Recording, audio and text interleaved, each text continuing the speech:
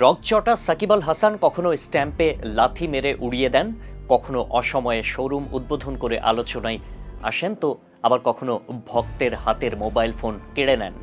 তবে এবার সাকিব আল হাসান করলেন আরও এক অদ্ভুত কাহিনী, যেখানে আবার জড়িত দেশের আরেক ভাইরাল হিরো জায়েদ খান, যাকে অনেকে ডাকে ডিগবাজি জায়েদ বলে। সম্প্রতি এক ভিডিওতে জায়েদ খান ও সাকিব আল হাসানকে দেখা যায় একসাথে।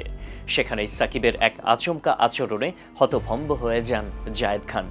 4 সেকেন্ডের ওই ভিডিওতে দেখা যায় জায়েদ খানের দামি ফোনটি হঠাৎ করে বিরক্তি দেখিয়ে সুইমিং পুলের পানিতে ছুঁড়ে মারেন সাকিব আল হাসান। সামাজিক মাধ্যমে ছড়িয়ে পড়া সেই ভিডিওতে দেখা গেছে একটি সুইমিং পুলের পাশ দিয়ে হেঁটে যাচ্ছিলেন সাকিব। এ সময় তাকে দেখে ছবি তোলার ইচ্ছা জানান জায়েদ খান।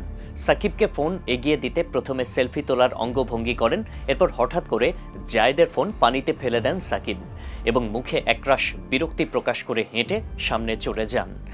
বলা হচ্ছে পানিতে ছুঁড়ে মারা মোবাইলটি জায়েদ খানের স্বর্ণের আইফোন। জায়েদ খান দামি দামি জিনিস নিয়ে মিডিয়ার সামনে শো অফ করতে পছন্দ করেন। তার অন্যতম শখের জিনিস স্বর্ণের আইফোন। ধারণা করা হচ্ছে সেই আইফোনটি সাকিব রাগ দেখিয়ে পানিতে ফেলে দেন। তবে কেন এই কাণ্ড করলেন সাকিব, এর ব্যাখ্যা এখনও জানা না গেলেও অনেকে এই ভিডিও নিয়ে নানান মন্তব্য করছেন সোশ্যাল মিডিয়ায়। নেটিজেনদের কেউ কেউ জায়েদ খানের ফোন ফেলে দেওয়ার ঘটনায় মন্তব্য করেন উচিত শিক্ষা হয়েছে জায়েদ খানের। আবার কেউ কেউ বলছেন উল্টো সুরে, তাদের মন্তব্য সাকিব এখনও নাকি বেয়াদবিটা ছাড়তে পারলেন না। অনেকে আবার এই ভিডিওকে বলছেন নাটক।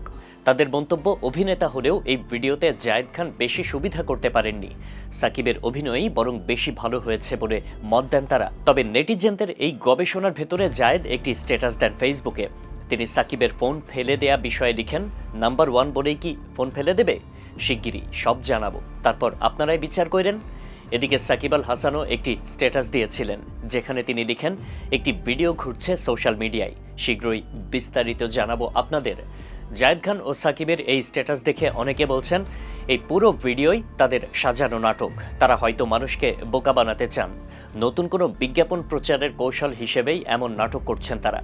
মানুষের সাথে এভাবে ফাজলামো করা কি তাদের ঠিক কিনা, তাদের কাছে জানতে চায় সাধারণ মানুষ।